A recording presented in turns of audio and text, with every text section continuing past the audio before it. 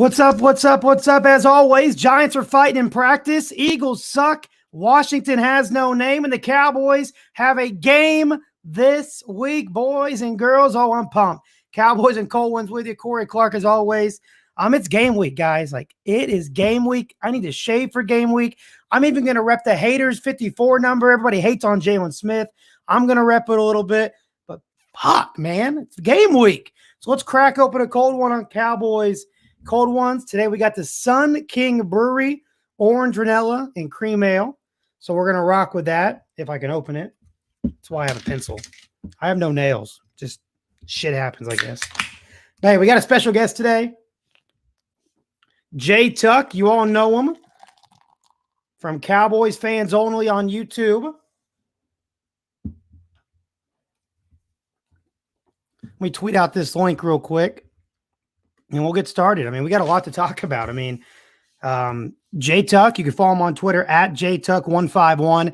He actually went to Oxnard for training camp, which was pretty cool if you ask me. Jay Tuck, you're live with us, boy. What's up, man? Hey, what's going on, my guy? I don't have a cold one. I got a cold Gatorade, man. I need to go grab me a beer, man. every guest I've had has either like some small drink or water or Gatorade. You're not the only one, so like I think I'm not an alcoholic, I promise.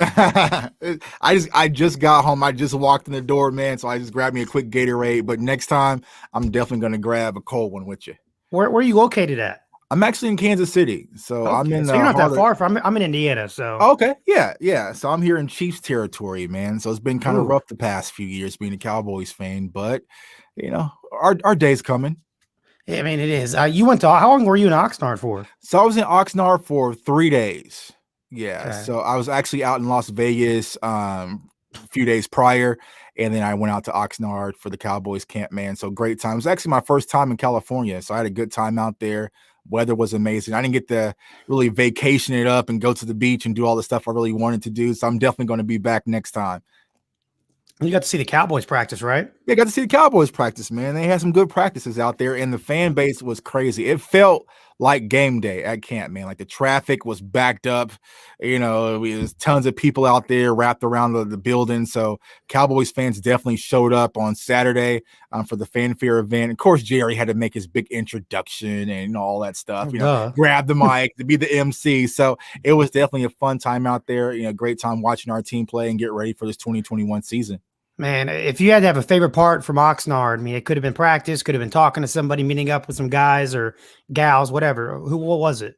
Yeah, it was actually meeting some of the content creators that in the Cowboys community. So I met up with Law Nation, Vach Lombardi, Big Game James. So we went out and grabbed more than a few drinks. So if you guys watched the video on my channel, I had more than enough cold ones, and we actually wasn't going to do a video. And then Law was like, man, we got to record something. I'm already like 4 Long Islands in. So that's why I'm just like, all right, let's do it. But had a good time with those guys, and I actually met a few guys from Blogging the Boys out there. Spoke to Nick Eatman. So a lot of the people you kind of see and interact with on Twitter on a day-to-day basis, it was cool to actually shake their hands. And most importantly, man, it was cool meeting some of my subscribers who watch my channel. You know, when we do these shows, we see the tickers and the numbers of subscribers, and it's really hard to put a face and a person behind that, man. But I met, you know, some of my subscribers, you know, their family, and took photos and shook hands. And, you know, it was a real great interaction. That's something I look forward to doing more once the season starts. Ooh. Dumb YouTube. I hate when that happens. Playback. So where can they find you at, though, with that sub? Yeah, of course. You can find me on my YouTube channel. Cowboys Fans Only is located down below. Comment, like, subscribe, share, man. I really built that channel not just for me, but just for Cowboys fans, man, to have our platform to discuss Dallas Cowboys football. And also you can go to Twitter, follow me at JTuck151. And then you can go to my merch store, CowboysFansOnly.com, man. He's got merch. Got merch, man. Got that merch, man. So what you got? One thing I love about content creators and Cowboy content creators in general, like eventually, like I like to think we're all one family. We're all in it for one purpose. We're not trying to I'm not trying to outbeat you, or someone's not trying to outbeat somebody else. Like I just started this a month and a half ago. I have the background. I work in sports radio, and I'm like, I do this job. I don't hate my job, but I want to talk about something I want to talk about. I don't live in Dallas, so I can't. No one cares if I talk about the Cowboys all day. Can't do it. It's Colts, Pacers, NASCAR, IndyCar. It doesn't matter. But one thing I like is when I have guests come on is what their background sets up. What you got back there? So back there, I'm not sure if you can see it. Let's see. Because we got the horizontal cam going on. Yeah. So there, I got my Ezekiel Elliott autographed jersey back there. It's actually autographed by a lot more players than Zeke, but he's the primary guy. So I think it's like Travis Frederick's on there, Zach Martin, LVE, Jalen Smith, Byron Jones. A lot of people are on that hat. And then, of course, I got my CFO belt, got some card collectibles back there, Trayvon Diggs and CeeDee Lamb autographed cards. Got my Dak Prescott, so I got, some accessories, of course, my posters, right? So if you watch my very first video, man, this room was like bare bones. It's like kind of like my kids' playroom. Oh, yeah. Just took it over. I mean, if I'll be honest, I'm in the corner of my bedroom right now. She wouldn't let me take over the kids' room. Like I tried, tried. I don't have much, but like that DeMarcus Lawrence jersey is probably my favorite. It's signed by Jerry Jones, which he signs everything. But I also got Leon Lett. Everybody knows Leon Lett. I got the Cowboy fan, the more Romo. I got that Troy Aikman bobblehead that my shelf actually broke before the show, so I had to fix that crap. But big cat, man. So I actually went to Emporia State and played for Emporia State University, which is the alumni of Leon Lett, man. So it was kind of cool when I actually met him at the game. It's like, did you break his records? Yeah, I didn't break any. maybe partying records. I broke some probably party records. No, we know Leon party. Don't say he didn't. Yeah, he probably got me there too, man. But I partied pretty hard in college. But, from being in Oxnard, I mean, it's different from like what I was doing. I mean, obviously, Cowboys were blessed. I mean, maybe not 2020 because Mike McCarthy really wasn't all about it. But the live videos, we see the CeeDee Lamb catches. We see how the defense is lined up from guys like David Helm and everybody else out there taking videos. Being there in person, though, I'm sure it's still a little different because you get a whole wide view left to right, up and down than on our little phone screen. What did you see, or who did you see that impressed you a little bit that maybe really wasn't blown up on Twitter? Yeah, I mean, the one thing that I would say the difference between seeing them live versus on camera and other YouTube videos is the team speed. And I've been saying this on Twitter. The defense is playing so much faster in person, going from what we saw last year. I mean, Micah Parsons is blazing, Randy Gregory's blazing, even Kelvin Joseph, like just his catch-up speed that he has. It's a lot faster defensively what we have than what we had currently in-house. But some guys who are actually playing well who's not being mentioned. I mean, a lot of people are being mentioned, but I would say Maurice Kennedy is what guy kind of stuck out. Jordan Lewis, I think he was like a hamstring issue or whatnot, so he was kind of being precautionary. And so Maurice Kennedy got a lot of reps in the slot position, and he did well. I mean, he got like 3 interceptions in 3 practices. Is there a spot on him for this team, though? I think so. If not, they're going to make one. Mike McCarthy did say something about, I mean, you can never have too many corners. So exactly. And that's always been the question mark. I mean, we all know Trayvon Diggs is Trayvon Diggs, but who's going to be that other outside corner? That's kind of been the question mark. Is it going to be Anthony Brown? Is it going to be Kelvin Joseph? Is it going to be Nashawn Wright? Now, I said this on Twitter earlier today. I feel like Kelvin Joseph has now closed that gap that Nashawn Wright, because Nashawn Wright got up to a tremendous head start coming out of rookie OTAs, but boss now man fat. Yeah, boss man fat. Boss man fat. My bad. Get it right. What's up, Mendoza? Boss man fat. So I feel like boss man fat has closed that gap, and so now the conversation's coming down between him and Anthony Brown. We know Anthony Brown is that veteran who's been in house for quite some time, but he's really not an outside corner. So if things continue to go as is, I could see boss man fat really taking over that outside corner position and being our CB2. I've been seeing it on Twitter. I mean, I don't want to interrupt you, but I saw it on Twitter. Before I forget, Anthony Brown, it's been talked about. Is he a possible guy that's out here, out of the organization come week 1? Possibly. And I think with the growth of Maurice Kennedy, now you're starting to have more veteran guys in-house, because I felt like what was keeping Anthony Brown safe was that he was one of our pretty much 2 veteran guys that we had in-house. But if Maurice Kennedy can really improve, especially at that slot cornerback position, you have not Anthony Brown, but Boss Man Fat really emerge as the cornerback too. You still have Nashawn Wright. You still have, I forgot the kid we just brought in from the Jets. And then you have Reggie Robinson. So you have other corners that you can really throw into the fire. And so it really just depends on, what Anthony Brown really does as far as his production through the camp, but also contract wise, that might, a dollar saved is a dollar earned, which is the Stephen Jones motto. So I would definitely keep an eye on how things shake up with Anthony Brown. If it's me personally, I'm going to keep him because, early last year, we went through tremendous amount of injuries, especially with our corners. And so if you get rid of Anthony Brown, let's say, for instance, Bossman gets nicked up, we're right back in that same predicament last year. So I would try to find a way to keep Anthony Brown personally. Like I said, you never know what the Joneses. That's why I also thought Mike McCarthy, he said that reason was, hey, you can never have too many corners. It's for that reason. You're going to see maybe 7 corners. That's including CJ Goodwin, who's not a corner, but he's your special teams ace. Right. Can't get rid of him. So I don't know. So when you keep a position overstacked, some have to get taken away. Do you know what position that could be? At this point, I do not. Now, I know that they kind of released a mock depth chart right now. Yeah, we'll go over that in a little bit. And what I would think, because Mike McCarthy mentioned this in his press conference, is that he doesn't just focus on corners, he focuses on the secondary as a whole, right? So I think when it comes down to the conversation of safeties, how many safeties will we actually keep on the roster? One thing that really caught my attention was that Jaron Kearse, the new free agent that we brought in, he got a lot of reps at the free safety position, but also at the strong safety position. So I feel like, and he's massive, y'all. Like when you see this guy in person, you're just like, what the hell? Like he doesn't even look like he belongs back there at the safety position. So he's a huge guy. And he's the one from Seattle, right? Yeah. Well, he came from Minnesota. Did he? Well, I think he was with Detroit and then Minnesota. You're right. You're right. He plays Seattle. Something like that. Yeah. But yeah, he played for Clemson, but he's huge out there. So I mean, he's very dynamic, playing free safety and strong safety. Then you have Donovan Wilson, you have KZ. Now you have Malik Hooker added. You have Israel Mukuamu, who was a rookie that we drafted. We still have Thompson back there. And so seeing how the safety position is really going to shake out, I feel like that's where they're going to try to trim the fat to keep some of these corners. But it remains to be seen. Trim the fat to keep Boss Man fat. Trim the fat to keep Boss Man fat is going to be there. So no, he's not going. I want him at that number 2 cornerback spot. I know people are worried, like, well, you're going against Tom Brady week 1. I don't like that. Doesn't bother me, man. Yeah, I'm kind of cautious, but if he can continue, you can rotate guys. Right, you're going to rotate. It's not like you're going to have 3 corners and that's it. I mean, you're going to see 4 corners, 5 corners. Like you're going to see a variety of different. It's just like that linebacker room. You're not going to see the same 2 guys out there every time. Exactly, man. So, like I said, I would keep Anthony Brown because you still want some veteran leadership out there, but I can slowly see Bossman, in fact, taking that position by the reins, and we're having Trayvon Diggs, Jordan Lewis, and Bossman to kind of lead it.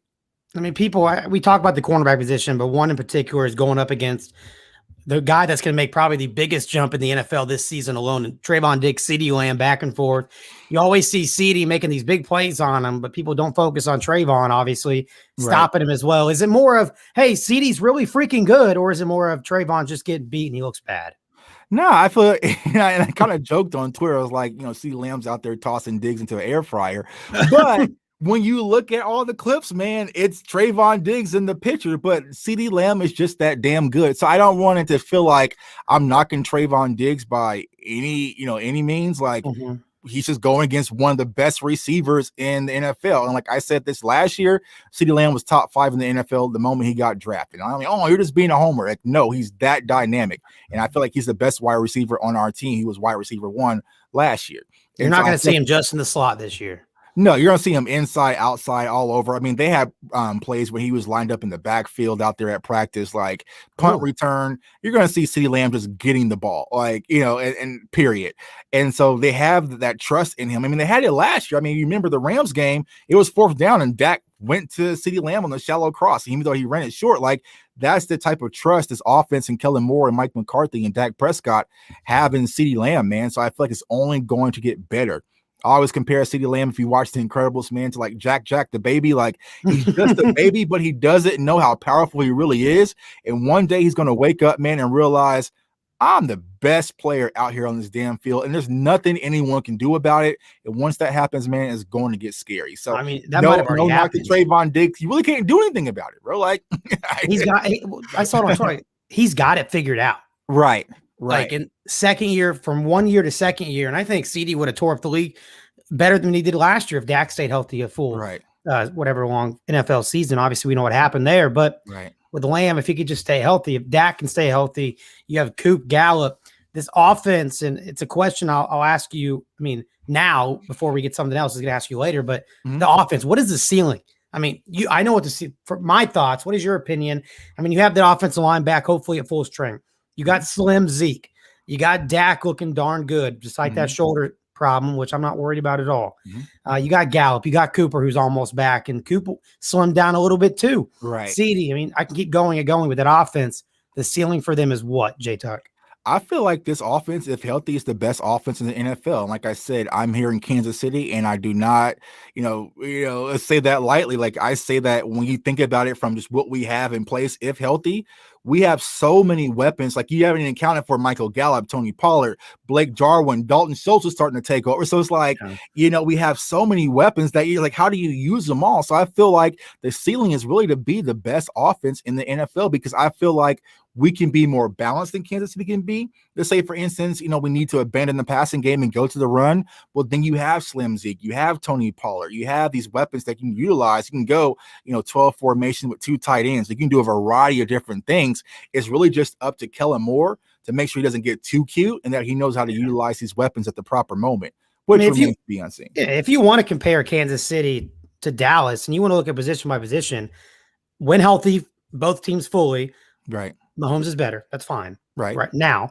By yeah. Dak Reed's defense is better, I think. Right. Offensive line wise, I think Dallas got them when they're healthy. Right. The wide receiver room, Dallas has them. Tight end room, I'll give it to Kansas City because Kelsey's a stud. Running back room, if Zeke's on one, it's the Cowboys running back room. And that's not me being a homer. Like if the Chiefs had a better running back room, I'd say the Chiefs, but that's why I think Dallas has a chance to go from where they were here to number 1 in the league. Now, if they go number 1 in the league, that obviously brings in high implications. Like there's nothing stopping this team unless the offense fails, obviously, but you can't do what you did on the defense last year. Right. What's the ceiling of the defense? Well, I feel like the ceiling for the defense, they have the talent in-house to be a top 10 defense. Now, will they be top 10? I do not know. It's still too early to kind of gauge it. But just kind of going off what I've seen when I was out there in Oxnard and I was talking about the team speed, right? Dan Quinn has simplified this scheme where players are able just to play. They're able just to read and react and use their God-given ability and play football. You're not seeing all the pointing and confusion that we saw last year. Like everyone's like, bro, like what's going on? Like there was a play on Saturday where the offense ran like a double motion.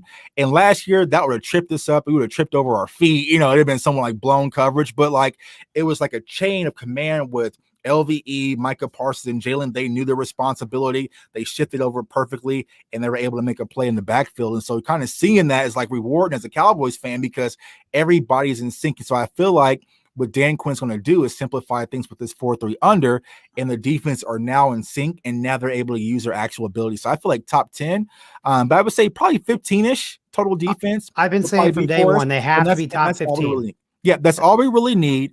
And if our defense can continue to get turnovers like they were doing at the end of the year, and, we're not turning over the ball as much as we were earlier on and just kind of close that turnover margin gap, I feel like the Dallas Cowboys will be right in contention and right where they need to be as far as the division's concerned, but also playoff contenders. Yeah, I hate throwing that S word around, but I mean, that would be nice just to think about. Yeah, I don't want to jinx it. So, no, I don't. I'm big on jinx. I was a baseball guy, so we're big on that. Speaking of Dak, do you have any worry about him with that shoulder? Slightly. Really? I'm slightly worried about Dak for the reason that I know Dak Prescott is a competitor, and will he really reel it back? He doesn't want to.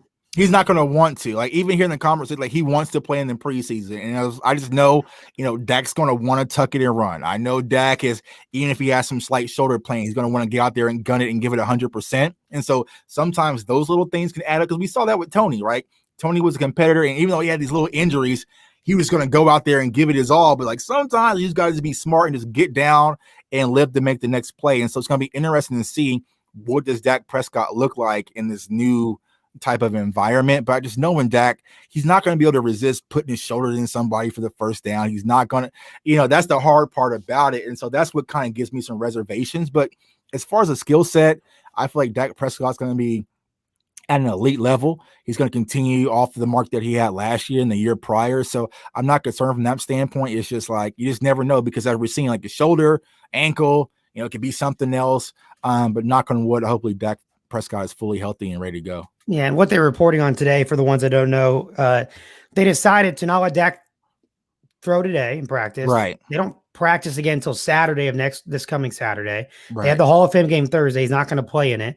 Mm-hmm. It's not a setback. They called it a step back, and that's fine. Mm-hmm. I am 100% okay with that.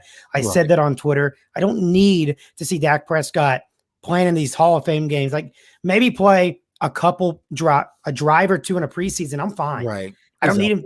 Once he gets hit for the first time, everybody's going to hold their breath. That's what he needs. He needs to get hit. But my concern with the shoulder, if it's just a minor shoulder issue, right? You could still, go out there and just toss the ball around, kind of count, like he could, but why? Yeah, but you want to keep the shoulder loose because you don't want it to tighten up. And so, even watching what Dak was doing in his training when he was kind of off on the field working on the cords, he was doing his foot movement and he was, doing that ordeal. So he's like, he wants to crank it. So, I think Dak is perfectly fine. But, you definitely have to pay attention to it. You do, because I don't want it to end up like how his arm was or his shoulder was in 2019 at Philadelphia, mm-hmm. and he played through it where honestly it probably would have been better if he didn't play. Right. Because it was bad. Right. But no, I don't know. Are you looking at anything particular in this Hall of Fame game? Dude, it's game week, and I know it's not week one at Tampa on that Thursday night, but it's Thursday night, Hall of Fame game. We get to watch a football game, man.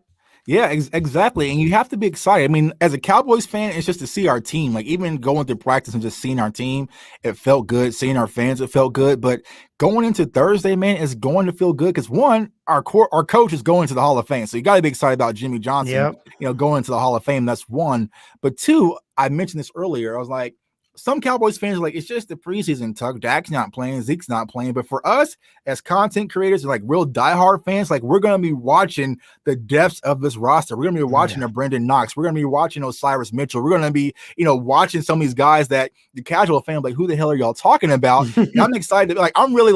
I'm going to be glued to the TV watching Anthony Hines. Like, all right, come on, Tyler Coyle. Like, what do you got? Like, prove me right, man, because I've been beating the death for you on my channel so hard. Like, hold me down, bro. So I'm excited for this Hall of Fame game to watch some of these kids get the reps and the opportunities and some of these younger guys. So we had 11 damn draft picks, and this might be the only opportunity that we're going to get to see them play because think about it last year, right?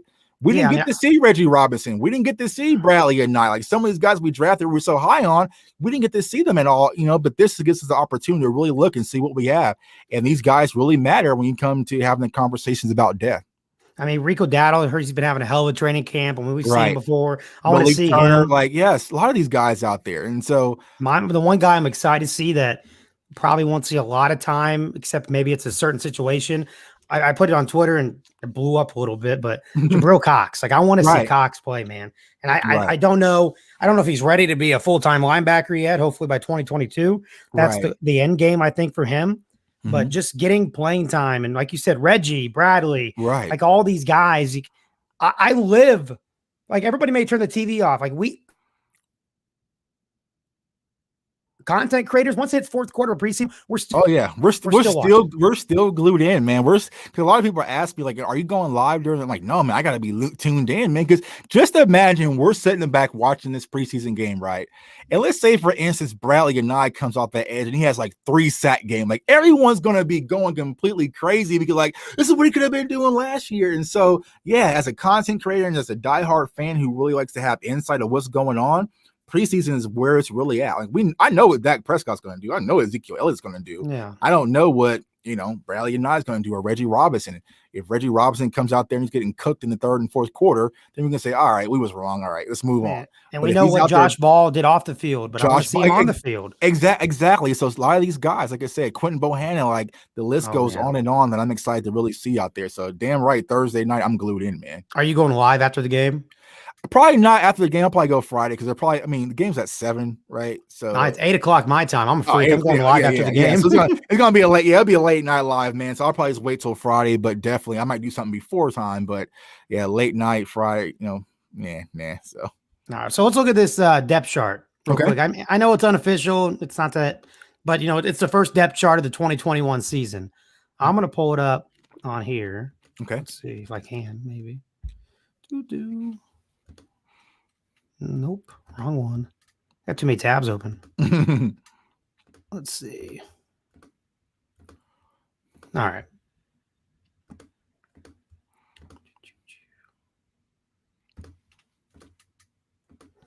All right. It's probably hard to see.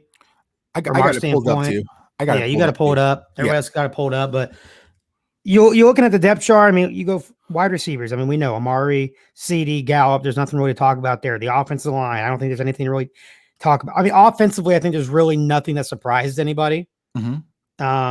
Well, I'll say this, and we'll Unless probably get to it here. The one question mark that we have to be aware of is the backup center position. I know that I was going to get the now, backups. Yeah. oh yeah, yes, they Because have even the Matt, receivers, like, I mean, I wonder, is this going right. to be a Noah Brown, Cedric Wilson year where they both stay? Right, exactly. So, So yeah, I mean, as far as the starters are concerned, I would be perfectly okay with what we have in house. Now, I know there's been conversations about possibly moving Connor Williams to center and then McGovern to left guard, but I don't think that's as far as stars are concerned. I think that's in case of an emergency if something was to happen with Tyler Biotish. that's kind of why I'm shocked that they have Connor Williams listed as the third string center instead of the second string. But I mean, Right. I don't really care, Yeah. honestly. Nothing really outside of this surprises me. I mean, they have Simi Fehoko kind of back there. I don't know. I mean, these guys got to play in preseason. Like, Right. that's why this will change. This will change immediately. These rookies are young blood. They want to come in. They want to fight for their spots. Carlos Watkins is the right defensive tackle, is the listed first team. What's that say to you? Yeah, when I first saw it, it's like that's the one that stood out. I'm like, oh, okay, Carlos Watkins. But I will say this: Carlos Watkins, from what I saw at camp, was having a decent camp, but it wasn't like the camp that Brent Urban's having. So I feel like Brent Urban is more dynamic than Carlos Watkins, and they also had Brent Urban playing inside and outside. So I know a lot of people think of Brent Urban as just kind of their inside interior run stuffer, but he was actually able to make quite a few plays in the backfield as well, playing on the outside. So I would have Brent Urban starting over Carlos Watkins, but of course, an interior defensive line, they're going to be rotating. So I was going to say, like, honestly, us so looking at this, like, not like the NBA, like you're a starter and you're on the, like, no, he'll probably play Carlos Watkins to start the very first play of the series, and then it'll like be Brent Urban on second and third down. So I don't want to pay too much attention to that as of right now, but if anything that really caught my eye when I saw this list when John posted it, it was like, all right, Watkins over Urban. But yeah, the one thing I'm why is Osa behind Justin Hamilton? Just a rookie thing for now. I mean, that could change. Yeah. Like I said, because Hamilton made a few plays as well, but Osa is clearly the better prospect and better player over Justin Hamilton. So yeah, that would change instantly. And people are seeing Tristan Hill, but he's on the pup, so of course he's not. Right. He hasn't earned his way up there yet. Like, this is a new defensive coordinator. He doesn't know what he is. They didn't draft him. He was drafted 2 defensive coordinators ago, which I will say, like, a lot of people were dogging him today on Twitter when they saw that DeMarcus Lawrence and Tristan Hill running around. Like, all right, DeMarcus Lawrence is hell of a more of an athlete than he is anyway. Right. Hill's on the pup for a reason. He's trying to get back in shape and back healthy after what he did last year. But in the small sample size, I thought we saw him. I thought he looked pretty good. Yeah, and I feel like when it comes to Cowboys fans, like, we're very impatient. This is like Tristan Hill didn't pop his first year, so he's a bust. Like, he's Taco. I'm like, no, because if you go back and look what Tristan Hill did last year before the injury, he was one of our most consistent players in the interior line. Like, I like what Tristan Hill had to bring as far as his mentality is concerned, like through camp last year, but also his tenacity. I mean, a lot of people don't like the Gator roll, but damn it, we were getting dog walk, Gator roll. So I like his toughness and tenacity out there. So I don't know why a lot of Cowboys fans are just like, he sucks, get rid of him. But it's because he plays the interior defensive line and he really doesn't stand out statistically. And so a lot of people are able to just kind of cast him out. And I saw the video like, oh, he barely touched the line. Like, okay, coach, like, he's perfectly fine. He's coming back from ACL injury. Let him recoup, because I would hate to see the Cowboys let go of Tristan Hill and then we're sitting back on Sunday watching him in Detroit or something completely wreak havoc. So give the kid a fair shot. It's just going to be interesting to see how it works out and how lenient the Cowboys are when it comes to him. Like, will he be on the PUP list and, injury reserve, or, will he have the opportunity to actually earn a spot? So it'll be interesting to see. But we definitely keep Tristan Hill on the roster if it's me. Yeah, but like we said, interior defensive tackles, like, you could be 3D, but you're still going to play in the game. Like, those guys rotate nonstop. You look at the linebacker room. 17 games. Like, that one extra game makes a difference, man. So yeah, I wouldn't be able to do it. I could barely play one probably. The linebacker room. I see you on Twitter. You're a big backer of the Jalen Smith, right? I'm only wearing the jersey for you. I've seen you back Jalen more than anybody else. It's a weird thing because I never really I won't consider myself a Jalen backer, but I just feel like fair is fair. That's You know, what I feel happens. You're the like guy now. yeah, I know, right? It's like, oh, well, Tuck's your guy, and in course, the You week of the screwed up. Eagles, the week of the Eagles game, I'm doing an event with Jalen Smith, so a lot of people like going to point the weapons at me, right? But I'm like, no, I'm like Jalen Smith coming to the 2020 season, he was like the top 7th ranked linebacker, came off a Pro Bowl season. Yes, last year he had a bad season, but damn it, the whole entire defense had a bad season. So I don't know why he's just kind of been the scapegoat, because it used to be DeMarcus Lawrence, and I feel like D-Law kind of shut that up last year. But now Jalen Smith is that guy, and it's like, does he make some missteps and some misreads? Absolutely, but so does LVE. So will Micah Parsons. The list goes on and on. It happens when you're a linebacker. But when I went back and really crunched the film on Jalen, I'm just like, what's the effort there? And from the standpoint from when I'm sawing, the effort was there, right? And I feel like what happened last year, he took on way too much responsibility in a defense that nobody really knew what the hell was going on. So it's like, let me ask you this. Yeah, go ahead. Real quick. I'm guessing Mendoza is one of your guys, and yes, Bernard is hurt. Yeah. So we don't know much about that yet. But Jalen, just watching film, like I was talking to Kyle Yeomans about this, and he kind of agreed too. What was it? Either 2018, I can't remember the year, where he chased down Deshaun Watson, beat him to the pylon, right? He showed speed. I didn't see the speed last year. It was there. It was just maybe different. I'm just sitting here too, like I'm being a dick. Like the way he runs looks weird to me now. Well, he did have additional size last year. Yeah. I don't know. Yeah, I mean, because if you go back to that play, right, the play that really broke us versus the Browns, the Odell Beckham Jr. reverse, like Jalen was the one, like he was a little bit too slow, but he hawked, Odell Beckham. Alden Smith should have got him anyway. Yeah, Alden Smith should have just made the play in the first damn place, when we'd have been okay, or we shouldn't have did the watermelon kick the second time, but that's water on the bridge. But I mean, if you look at Jalen coming from the backside, like even though he, Odell Beckham got to the end zone, like Jalen ran him down, so it's there.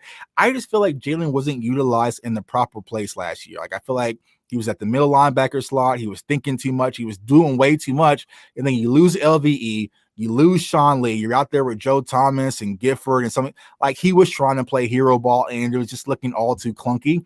From what I've seen thus far from Jalen, it's simplified once again. Like Dan Quinn knows you should be coming downhill, right? A gap, B gap, C gap. Keep Jalen coming back forward. He doesn't need to be, going horizontal or covering wide receivers or doing all this craziness. Just have him coming straight downhill. And I feel like that's what Jalen does best. And so I'm optimistic about Jalen. Actually, I'm optimistic about all three of the linebackers, Micah Parsons, LVE, and Jalen. If all healthy, I feel like they're all going to have a dynamic season. Keanu Neal still kind of remains to be unseen. So, I mean, I have confidence in Neal in certain packages and certain situations. Right. He cannot play 100% of the downs. Right. You're going to see, like, if I told you in a nickel base, in an obvious passing down, who are the best 2 linebackers on the field in that situation? Well, and nickel base, I'll say this: Micah Parsons isn't coming off the field, so you got Micah Parsons out there, and the conversation is going to be pretty much between LVE and Keanu Neal. But if you kind of watch what's been going on, I've been saying this: Dalton Schultz has been tossing Keanu Neal in the air fryer as well. So it's like you're supposed to be the coverage guy, and like Dalton Schultz is having a field day with you. Like that's not a good start. So I feel like he's going to get that boost. I always thought Neal was the guy to come in and stop the run. I never thought of him as the coverage guy. But a lot of people think he's the coverage guy because he was a previous safety, so that's the thing. It's just like, all right, well, so it's going to be interesting to see how that matchup works. But to be honest with you, who might be that guy in the nickel, it might be Jaron Curse. Like I said, he is, so I could see them having, maybe KZ at the free safety, Jonathan Wilson's a strong safety, and then maybe you have Parsons and you slide down Jaron Curse as well as far as your coverage guy, or it might be a Nashawn Wright to go over the tight end. So I feel like they're going to use different packages out there depending on the opponent. All right, those are your linebackers. You look at the cornerback room. I mean, honestly, we kind of expected this. Mm-hmm. It's unofficial. I mean, you have Trayvon Diggs. We know he's your number 1 corner. He should never come off the field. Brown's going to come off. Lewis will come off. Joseph will come off. That's just how it's going to go. And you mentioned that you thought Joseph was closing the gap. When you saw him in person, was it that moment, or was it more of the most recent days of practice. Yeah, it was out there actually seeing how fast he really is, like with my own eyes, right? And just like he has, someone's like, oh, well, how do you know? Like it's called makeup speed. Like when you can make mistakes, but you're just fast enough to fix it. I feel like that's what Kelvin Joseph is. And he's starting to gain his awareness out there on the field. Now I'll say this. We're probably going to get a lot of laundry right now when it stands with Kelvin Joseph. I saw that. He's extremely grabby, man. He's very hands-on, but I feel like as they continue to coach, as he continues to get reps, he'll start to settle down a little bit more. But as far as his natural speed, you're not going to see Kelvin Joseph get toasted. Like, you're just not. Like, that's his strong point. And so I feel like that's something we really haven't had in Dallas. I mean, you think about it. I mean, you had Anthony Brown and you kind of had Byron Jones, kind of those guys for the most part, but we haven't had a true – it's a speedster in our secondary for quite some time, that Kelvin Joseph. He's just a natural freak athlete. And so though he's kind of raw, I feel like if Dan Quinn and Witt and those guys can kind of mold him as time progresses, he can definitely be a dynamic corner. So, seeing how fast he really is, it's nice, man. It's really nice. And then real quick, the safety position, we'll get you out of here soon. Dono, he had a breakout year last year. You expect big things from him. I do too, and need it to happen. Then you got KZ, you signed Malik Hooker. Darian Thompson's listed there. Hooker's on the back end because I don't even think he's practiced yet. Mm-hmm. I mean, Hooker, the talent was never a question. It's more of him staying on the field. Right. So if let's say Hooker and KZ are both 100% healthy and they're battling it out, who do you prefer as that safety out there at the free safety spot? I feel like Malik Hooker is the guy. Yeah, I feel like if Malik Hooker is fully healthy, we have between DeMonte, KZ, and Hooker, you're definitely going to go with Hooker. I feel like he's just more a dynamic player. Now, granted that KZ is able to get the ball and turnovers. He had, better interception years. But I feel like just from a pure standpoint of sideline to sideline and just natural football instincts, it's Malik Hooker by far. Now, I will say this, and I tweeted this the other day at camp. Donovan Wilson wasn't getting the amount of reps that I expected him to get. And so I think someone said that maybe he has like a knee thing he's kind of dealing with that's coming in with camp with. But if you look at how the reps were kind of, split, like Jaron Kearse got a lot of first team reps at the free safety position. And then you also had Darian Thompson out there. And then what happened is they would bring in KZ and Kearse would go down to strong safety and KZ was the free. So I'm not sure if I can really read much into that as of right now. If there's something else going on, but I was kind of looking like, where's Six at? And it's like he was on the sideline, but I feel like maybe there's something in house that he might be protecting as a why. But it's going to be interesting to see once you now toss Malik Hooker into that mix, how things are going to really work out and shape up. Maybe they haven't attacked it in the draft, but I think it's safe to say this might be the best depth when healthy, the safety position the Cowboys have had in a while, man. I feel like we're taking a handful of safeties, we're throwing them at the wall. Two of them have to stick at least. Like hopefully, and they have to be better than Xavier Woods, right? What we currently had in house, and then hopefully one of those that kind of slides down the wall slowly will be Darian Thompson, and he can just get rid of him, and then trim the fat. And I feel like with KZ, Hooker, Donovan Wilson, and Kearse, and then also probably the young kid in Mukwamu. That's a good core. Nice pronunciation. Core safeties. Yeah, got the pronunciations down low. Trying to hype you up. Don't tell people.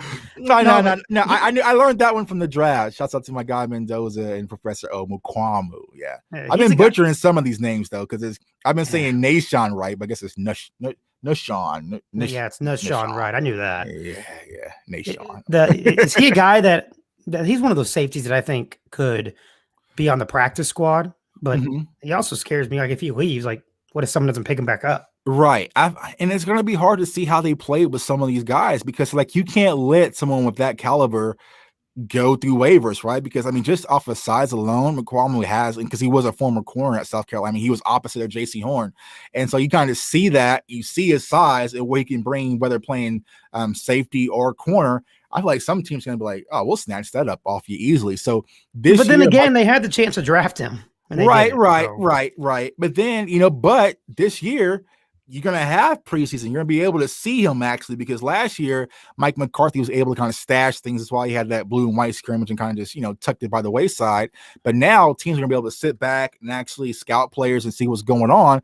If Nashon Wright gets out there, I'm not Nashon Wright, but if McQuamon gets out there and splashes a little bit, some teams might, put a little check by his name and kind of wait and see what happens. So it's going to be interesting to see how does the Cowboys really trim the fat and get this final roster in motion. If I told you right before the draft, hey, $1 million, I promise, we're getting a South Carolina cornerback this draft.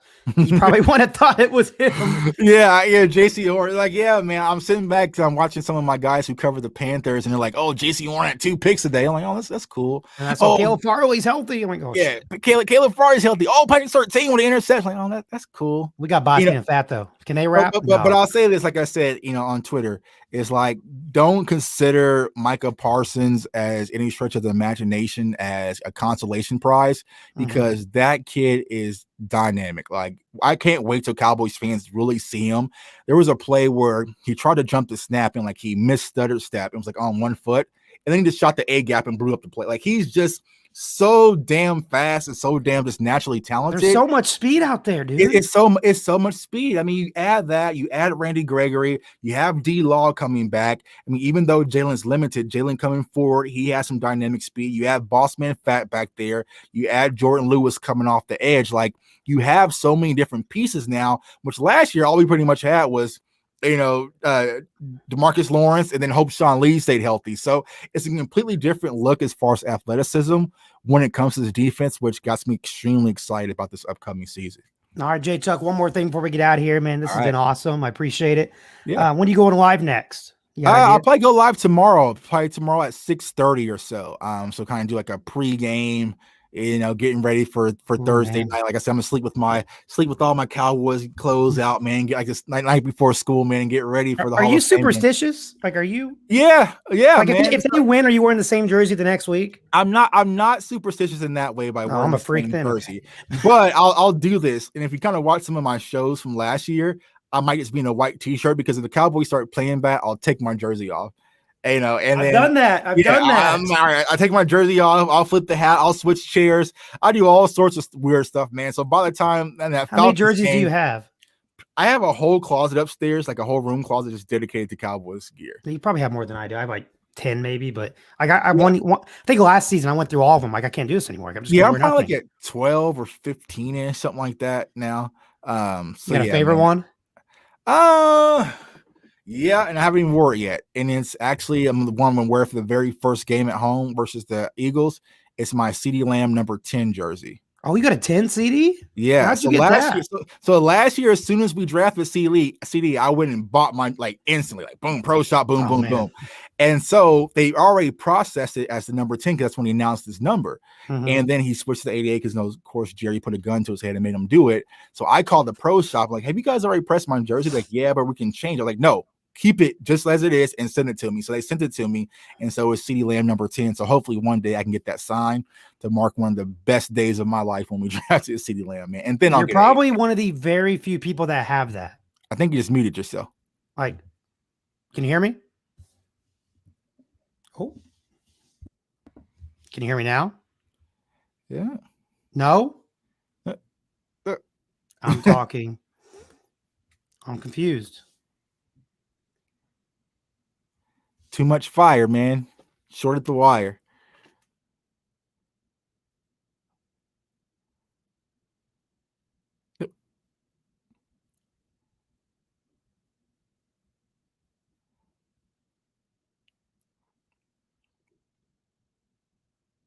Now you're on mute. Let's see.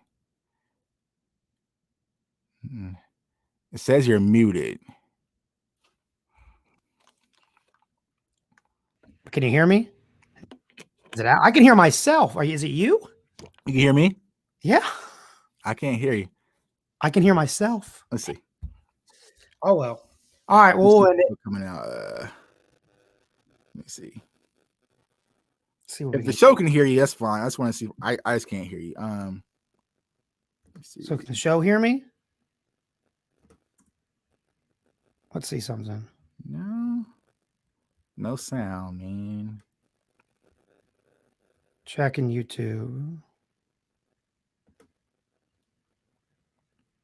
No. That's weird, man. Like, checking. Let's see. That's weird, man. Oh, well, they can hear you. I just can't hear you. I'm not. Yeah, YouTube can hear me and you can't. Still hear you. So that's cool. Let me all right, well, see if something happened with me. That's fine. Yeah, see, Mendoza can hear me. I'm going to show that so you see it. Maybe it's on my end. There we go. You can hear me now? Yeah. All right. So it was my end. Dude, you got me freaking. Look at all that. Look at all that, man. It was my end. I guess I don't even know what we were talking about anymore. All right. Well, we were talking about the power of CD Lamb, man. Yeah, power man. CD Lamb. Yeah, I got this. That's what I was going to wear. I got an 88 jersey, though. Yeah, see, I had so many of those. That's the hard part about it. It's like I have so many because Irvin and Dez like my favorite players. Like I don't want more 88. I didn't get an Irv jersey. The oldest player I have is DeMarcus Ware. Oh, yeah. I have a Skandrick sitting in there because I used to love him, but I like the retro jerseys, man. I got bunch of prime times, Emmett. I like these. The Color Rush. I have the Jalen one. Do you find the Color Rush jersey the head hole is small? Oh yeah, dude. It's small and plus the arms. Yeah, and so that's the thing. Like I bought the Dak Color Rush, but it's like some days I feel like I can't get my damn head in the thing. Like what the hell's going on? I don't wear it in public because I probably look like a chub monster. I wear it at home when I watch the game. Like the Color Rush, man, they just fit awkward, man. I was like, it just didn't feel right. I was like, what's going on? So jerseys are the most impossible thing to buy for online because you never know if they're going to be too tight or if you have to go a size lower or a size higher. Right. It's impossible. You can't gauge it because no man try to wear a large, but then sometimes it feels like it's a blouse, and then sometimes it's like too small. So a blouse. Like, I can't wear a blouse like this DeMarcus Lawrence jersey I got over here. I get the blouse on me. Oh yeah, and it's large. So one of my favorite ones are the Terrell Owens, like the old Thanksgiving ones, and like it's literally like almost down to my knees. I'm just like, this is stupid, man. Just tie it up like halter top, Zeke, crop top it. All right. Let's do this. I saw this on Twitter. Okay. I don't know. You might have done it. I did it. It's basically just. Let's see. Show you it. It's kind of just these questions real quick. Like, who's the comeback kid, breakout guy, 2021 Cowboy edition? You basically just answer these quick, and I'm going to write them out for you as we go. So who's the breakout guy this year for the Cowboys? Breakout guy, I would say. And I'll compare our answers when we're done. I'll go with Randy Gregory as a breakout guy. Okay. All right, and your comeback kid? Dak Prescott. That cheating, but yeah. Your rising star? Micah Parsons. Oh, don't forget about Ezekiel Elliott. Zeke. Who needs a rebound? Zeke, but Jalen Smith. Mm-hmm. Your dark horse player? Brent Urban. Okay. And under the radar. Who's flying under the radar?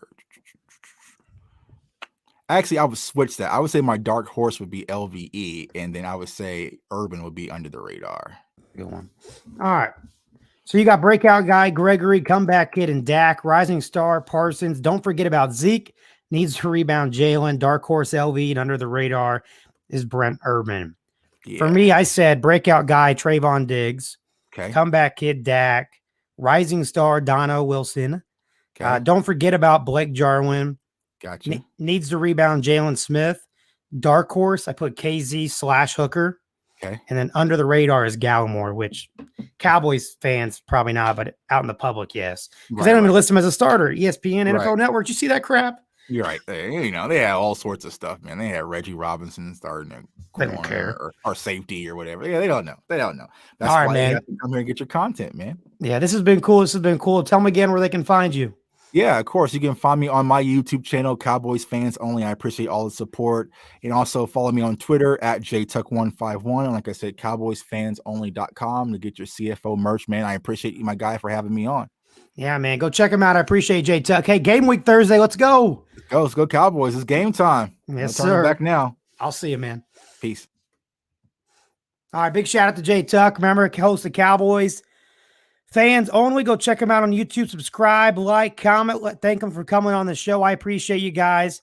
I'm going to get out here, but just real quick. Hey, this Thursday, I'm going live immediately after the game. You'll see the link on the Cowboys comments. You'll see it on my Twitter. Follow me at Corey Clark Radio. We got a lot of fun crap going on. So look, here's how it's going to go. Every game we're going to play. So every game Cowboys are in, I'm going live after every game. I'm only doing one preseason game, and it's only going to be this one. As of now, it might change. But it's the first preseason game, first game of 2021. I'm excited. We'll do it after the regular season game. Always live on the channel. Some little fun topics. If they win, I'm taking a shot. We'll give out star of the game. We'll give out play of the game. And then, that makes me want to drink a little bit more award if it's a bad play, bad storyline, or whatever else. So, again, guys, I appreciate you. Cowboys and Cold Ones, big thanks to Jay Tuck. Go check him out. We'll talk to you guys Thursday after the game. It's game week. How about them Cowboys?